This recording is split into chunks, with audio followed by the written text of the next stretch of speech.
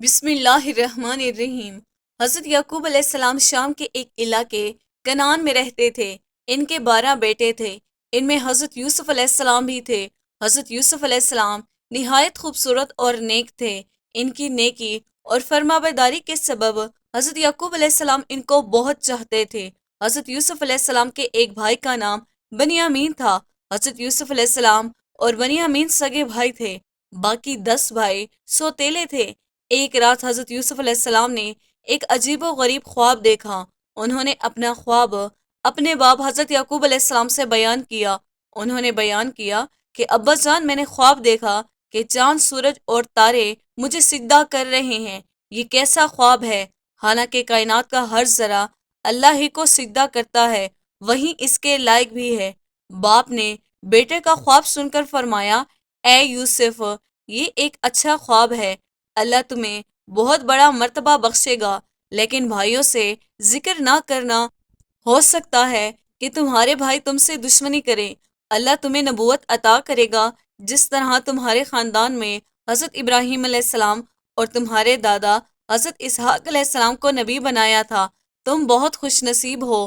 خواب سننے کے بعد حضرت یعقوب علیہ السلام اپنے بیٹے حضرت یوسف علیہ السلام کو بہت چاہنے لگے۔ ان کے دوسرے بھائیوں میں وہ خوبی نہیں تھی۔ بھائیوں نے دیکھا کہ حضرت یوسف علیہ السلام اپنے باپ کے بہت زیادہ قریب ہے۔ بھائیوں کے دل میں حسد کی آگ بھڑک اٹھی۔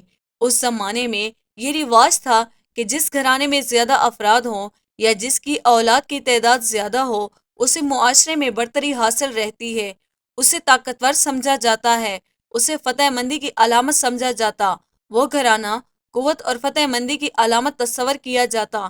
ایسے گھرانے کی کسی سے جنگ ہو جائے یا کوئی مصیبت آن پڑے تو وہ قوت کے بل بوتے پر کامیاب ہو جاتا ہے، اور جنگ ہوتی تو فتح حاصل کر لیتا۔ اسی بنا پر یوسف کے بھائیوں کا کہنا تھا کہ ہم جسمانی قوت کے مالک ہیں اور بہادر بھی ہیں، آڑے وقت پر ہم کام بھی آ سکتے ہیں، اس کے باوجود ہمارا باپ ہمیں نہیں چاہتا، ہمارا باپ غلطی پر ہے، ہمارے مقابلے میں یوسف بہت کمزور ہے، ایسا معلوم ہوتا ہے کہ ہمارے باپ کا دماغ چل گیا ہے، اس لیے وہ ہمیں نہیں چاہتے۔ ان کی نگاہ میں یوسف ہی سب کچھ ہے، ہم کچھ نہیں ہیں۔ ہمیں اس کے لیے کیا کرنا چاہیے؟ ایک دن ایسا ہوا، مشورے کے لیے آپس میں سب بھائی ایک جگہ جمع ہوئے، باتیں ہوئیں، ہر ایک نے اپنی اپنی رائے اور خیالات کا اظہار کیا، جس کی جو سمجھ میں آیا کہا۔ ان میں سے ایک نے کہا کہ یوسف کو جان سے مار ڈالنا چاہیے۔ دوسرے نے کہا نہیں، جان سے مارنا اچھا نہیں ہے، بلکہ اندھے کنویں میں ڈال دینا چاہیے، ایسی صورت میں کسی کی بھی نظر پڑ سکتی ہے، وہ اٹھا کر لے جائے گا۔ اس بات کی سب نے تائید کی اور کہا یہی بہتر ہے، یوسف نہ ہو تو ہماری قدر ہوگی، ہم باپ کی نظروں میں ہوں گے، ہمیں باپ کا پیار ملے گا۔ سب نے یہی بات کہی۔ چنانچہ ایک دن یوسف کے سوتیلے بھائیوں نے باپ سے کہا، ابا جان، ہم لوگ سیر کے لیے جا رہے ہیں، وہاں ہم سب کھیلیں گے، تماشا بھی دیکھیں گے، اپنا دل بھی بہلائیں گے، ہمارے ساتھ یوسف کو بھی بھیج دیجئے، وہ بھی ہمارے ساتھ رہے گا، اس کا دل بھی بہل جائے گا۔ باپ نے کہا کہ میرا دل نہیں مانتا کہ یوسف کو اپنی نظروں سے دور کروں۔ بیٹوں نے باپ سے کہا کہ کیا آپ ہم پر بھروسہ نہیں کرتے؟ ہم تو یوسف کو بہت چاہتے ہیں، اس سے بھی محبت کرتے ہیں، ہم سب اس کی نگہبانی کریں گے، ساتھ لے جائیں گے اور ساتھ لے آئیں گے۔ باپ نے بیٹوں سے کہا کہ اگر تم لوگ لے جاؤ گے تو مجھے غم ہوگا، میں اس بات سے ڈرتا ہوں کہ تم غفلت میں رہ جاؤ اور بھیڑیا اٹھا کر لے جائے۔ بیٹے بولے، ہم غفلت میں نہیں رہیں گے، ہم سب ایک ساتھ جا رہے ہیں، اکٹھے سیر کریں گے، ہم سب کے ہوتے ہوئے بھیڑیا کس طرح لے جائے گا؟ باپ نے بیٹوں سے کہا کہ یوسف کو لے جاؤ، ساتھ لے آؤ، میں انتظار کروں گا، میری آنکھیں دیکھنے کے لیے ترستی رہیں گی۔ سب نے باپ سے اجازت لے لی، یوسف کو ساتھ لیا، انجانے مقام کی طرف چل پڑے۔ جگہ سنسان تھی، راستہ طے کر رہے تھے، دور ایک کنواں نظر آیا۔ بھائیوں میں سے ایک نے کنویں کی طرف اشارہ کیا، آپس میں باتیں ہوئی، سب کنویں کی طرف گئے۔ یوسف علیہ السلام کا کرتا اتارا، سب نے مل کر یوسف کو کنویں میں دھکیل دیا۔ یوسف علیہ السلام چیختا رہا مگر کسی کو رحم نہ آیا۔ اس کے بعد کسی جانور کو مارا اور اس کے خون سے یوسف علیہ السلام کا کرتا رنگ دیا۔ کرتا خون سے لال ہو گیا، اندھیرا ہو چکا تھا۔ سب باپ کے پاس پہنچے۔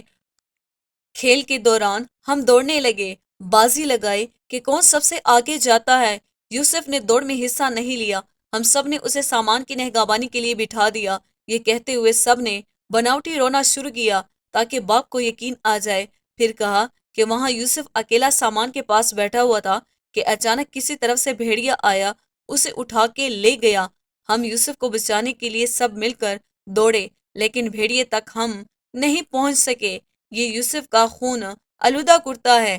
حضرت یعقوب علیہ السلام نے اپنے لڑکوں سے کہا کہ مجھے یقین نہیں آتا، جو کچھ تم لوگ کہہ رہے ہو وہ جھوٹ ہے۔ میں اللہ سے مدد مانگتا ہوں کہ وہ مجھے صبر و جمیل عطا کرے۔ حضرت یعقوب یوسف کی یاد میں روتے رہے۔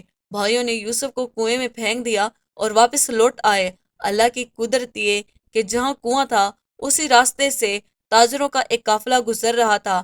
قافلہ لوگوں نے کنواں دیکھا تو پانی کی حاجت محسوس ہوئی۔ پانی لینے کے لیے ان میں سے ایک شخص کنویں کے پاس پہنچا۔ جیسے ہی اس نے ڈول ڈالا تو دیکھا کنویں میں پانی نہیں، ایک لڑکا چیخ رہا ہے۔ اس نے اپنے ساتھیوں کو خبر دی، سب مل کر آئے، یوسف کو کنویں سے نکالا۔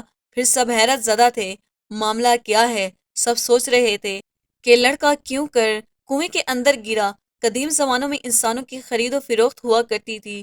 جو بھی کسی آدمی کو خریدتا اسے غلام بنا کر اپنے پاس رکھتا اور محنت مشقت کرواتا، ظلم و شدت بھی کرتا۔ چنانچہ یہ قافلہ مدین سے مصر کی طرف جا رہا تھا۔ قافلے والوں نے آپس میں کہا کہ اس لڑکے کو فروخت کر کے کافی منافع حاصل کریں گے۔ پھر یوسف کو مصر لے گئے۔ کہتے ہیں مصر کے بادشاہ کا ایک وزیر تھا جسے عزیز و مصر کہتے تھے۔ مصر میں اس بادشاہ کے بعد پورے اختیارات حاصل تھے، خزانے کا محکمہ بھی اسی کے پاس تھا۔ اس نے قافلے والوں سے بہت ہی کم مواضع دے کر خرید لیا۔ عزیز و مصر کی کوئی اولاد بھی نہیں تھی، اسی لیے یہ ایک اچھا موقع تھا کہ اسے اولاد کی خواہش بھی تھی۔ عزیز مصر اور اس کی بیوی نے اسے پالنا شروع کیا۔ حضرت یوسف علیہ السلام کی عمر جب 18 سال ہوئی اور اس میں سمجھداری پیدا ہوئی تو اسے گھر میں پورے اختیارات حاصل ہو گئے۔ ایسا معلوم ہوتا تھا کہ یہی عزیز و مصر کا حقیقی بیٹا ہے۔ اس کی پرورش بھی اولاد کی طرح ہوئی۔ حضرت یوسف علیہ السلام کا بعض کاموں میں عزیز و مصر کا ہاتھ بٹانے لگے۔ صاحب حیثیت گھرانے میں پرورش پانے کے سبب مزاج، عادات، اطوار میں بھی تبدیلی آ گئی۔ انتظامی امور کو انجام دینے کی تربیت بھی حاصل ہو گئی۔ نیک اور پرہیزگاری میں بھی ایک مثالی حیثیت رکھتے تھے۔ دوستو، ہم امید کرتے ہیں آپ کو یہ ویڈیو پسند آئی ہوگی۔ ویڈیو کو لائک اور شیئر کیجیے گا۔ مزید اسلامی ویڈیوز کے لیے ہمارے چینل کو سبسکرائب کیجیے گا۔